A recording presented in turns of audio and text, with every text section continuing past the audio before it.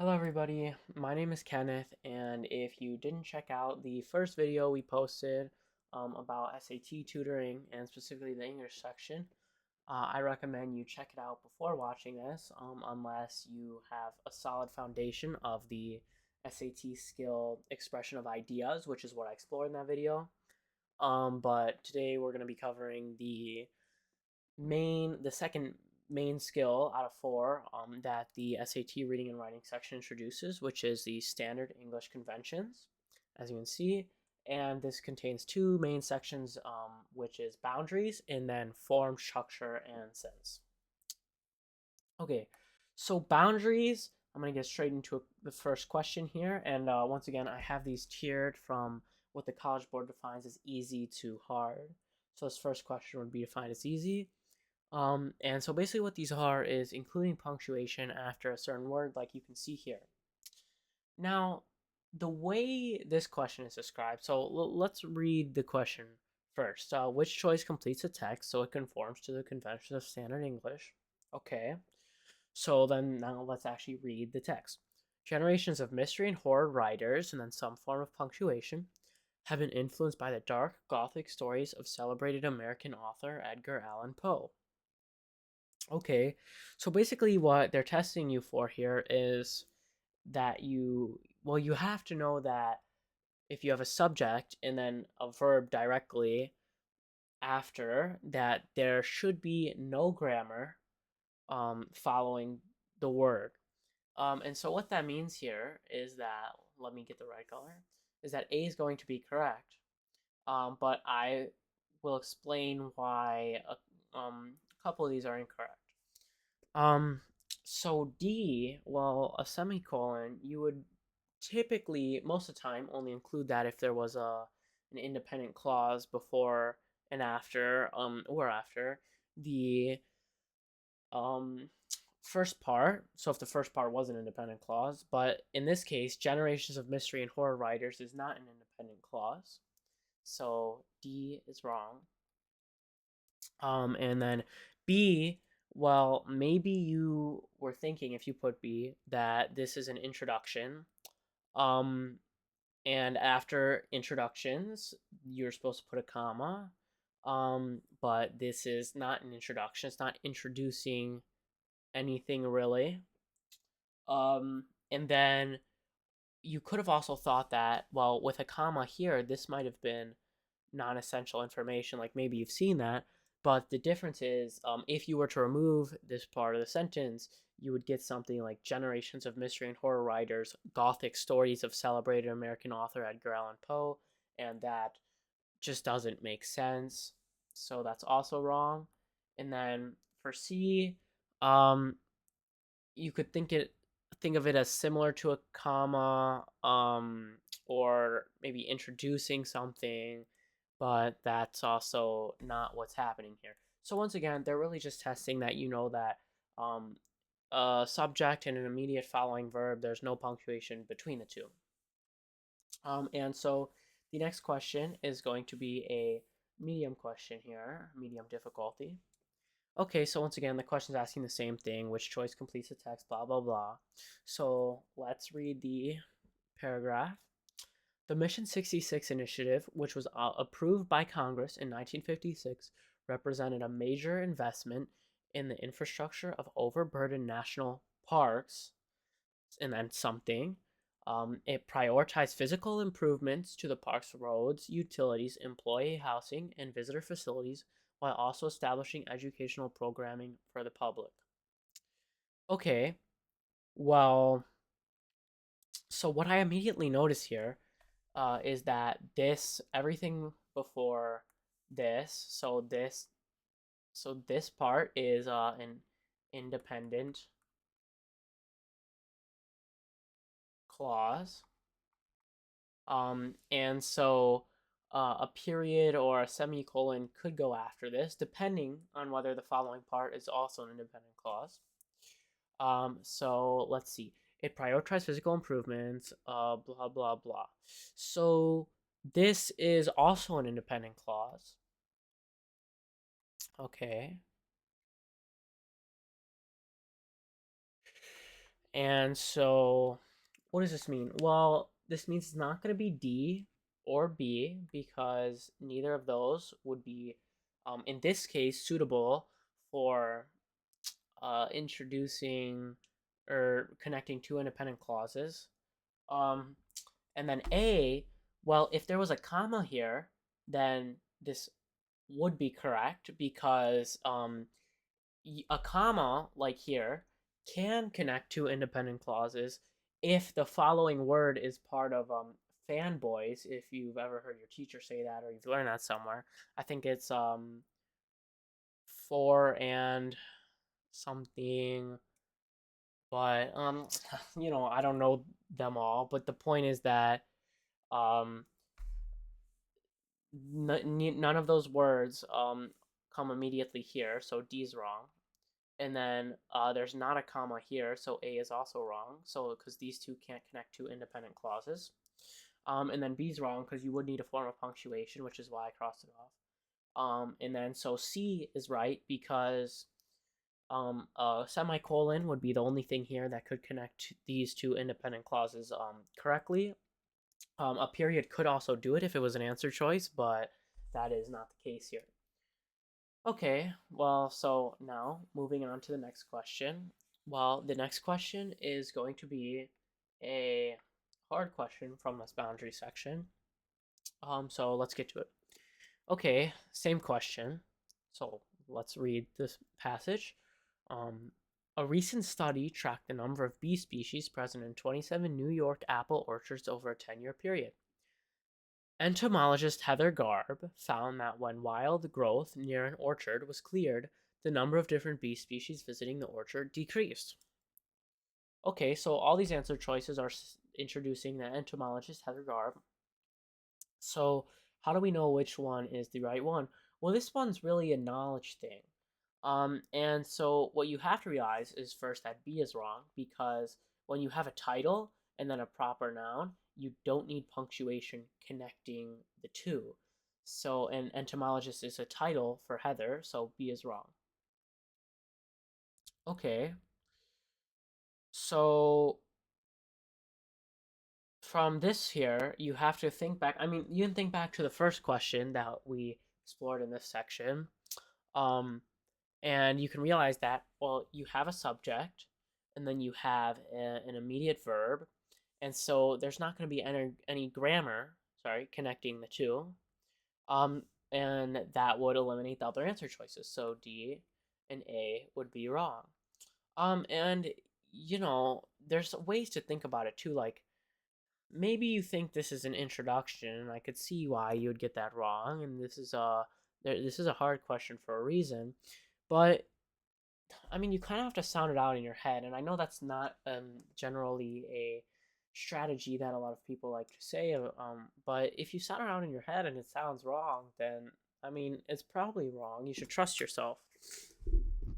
Um, and then A is wrong because a colon would be introducing information. Well, it'd be either introducing a list or information to be expanded upon, but that's not happening here.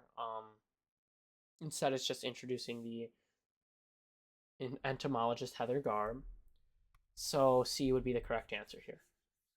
Okay, now we're moving on to form, structure, and sense. This is a lot to do with fully like what types of grammar. Like as you can see here, present, past tense, plural, not plural grammar. So let's get into this.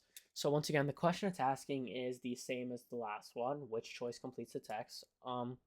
So all we have to do is read it. Okay. The radiation that blank during the decay of radioactive atomic nuclei is known as gamma radiation. Okay. Well, first, is it past tense? The radiation that blank during the decay. Well, it's not past tense, so we can eliminate B because that would be past tense. Okay, the radiation that occur, well, that's not the right thing for singular tense, right? The radiation is a singular thing. And this would be plural. So this is wrong. And then the radiation that are occurring during the decay of radioactive atomic nuclei. Well, once again, this is also plural, and the radiation is not plural. So that means that D is also wrong, which leaves A the right answer. And if D said the radiation that is occurring, well, then it would also be right because that's singular. But that's not what it says, so that's wrong. And these ones you can really sound it out in your head, like with the last one. And you say the radiation that have occurred. I mean, does that sound right? Maybe, but a lot of the time it wouldn't. And the same goes for these ones here too. Um, and so that only leaves A as the correct answer. And so let's move on to the medium question. Okay, once again, the question's asking the same thing. So let's just skip to the passage. On April 5th, 1977, Kitty Cone and 150 other disability rights activists entered a San Francisco federal building after pleading for years to no effect for the passage of key anti-discrimination legislation, blank until their demands were addressed. Finally, on April 28th, the legislation was signed. This is interesting because I think I learned something about this in EP United States history last year, or I learned it somewhere, but that's kind of irrelevant to this.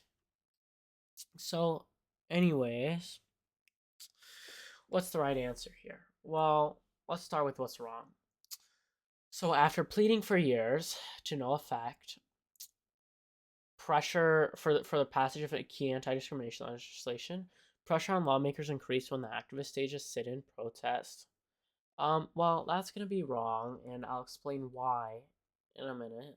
Or I guess I'll explain which one's right and why. Okay, a sit-in protest staged by the activists increased pressure on lawmakers. Well, that's also gonna be wrong.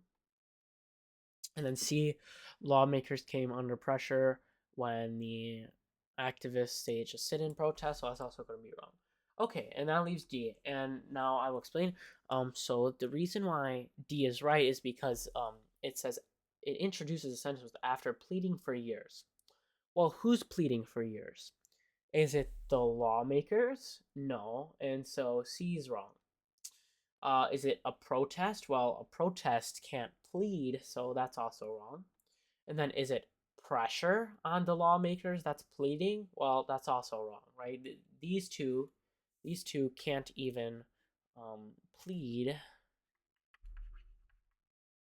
And then this one, well, the lawmakers weren't pleading, the disability rights activists were. And that leaves the last one, the activists, which fit, because after pleading for years, the activists increased pressure on lawmakers, right? That fits, that makes sense. Okay, and if that doesn't make sense, if any of these don't make sense, you feel free to leave a comment. I'll be happy to answer personally. And this leaves I believe, the hard question. Yep, for this skill. And so, once again, the question's asking the same thing. So, let's read the passage. American abstract artist Richard Blank, his installations to make passerby keenly aware of how one's movements are affected by the physical features of one's environment, assembles large-scale steel plates into sculptures that dominate the outdoor spaces they occupy. Okay, and I noticed something that we can talk about from the other question too. Just in case you forgot, a title does not need to have punctuation after to introduce a proper noun such as Richard.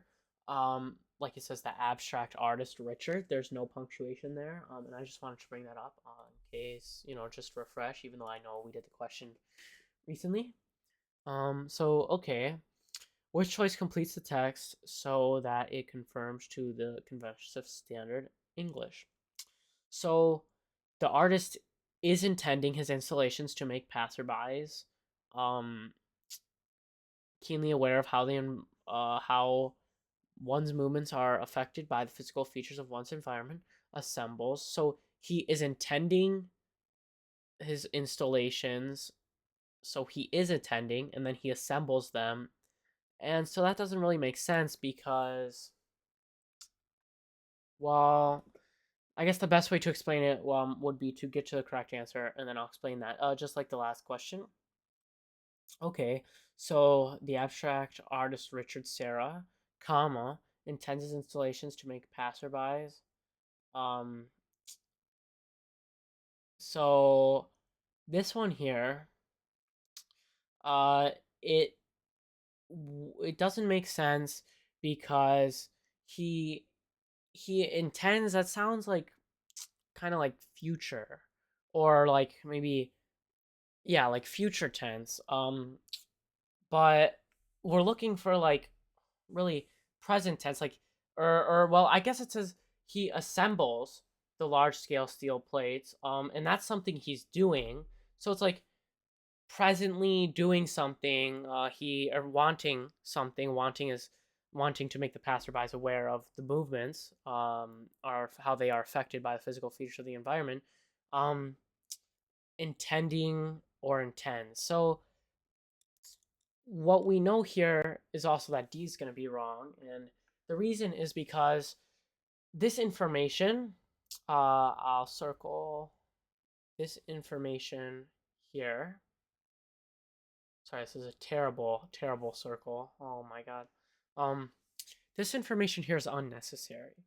So this comma is the end of the unnecessary information. And then to introduce unnecessary information, you would need matching punctuation. So you'd also need a comma. And that also is why A is incorrect, and so is D.